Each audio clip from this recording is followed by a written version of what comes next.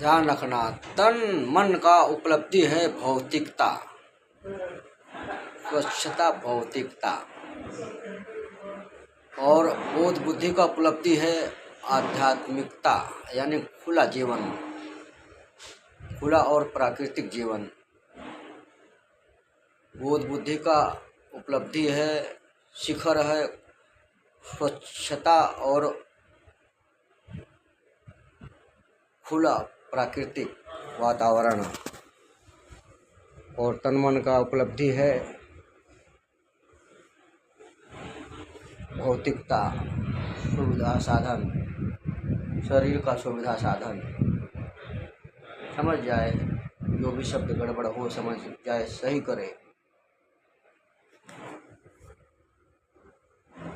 सही करे और सही बने। यहाँ हम सभी सही करने के लिए आए हैं। पूरा सही करो, पूरा सही से भरो, है ना।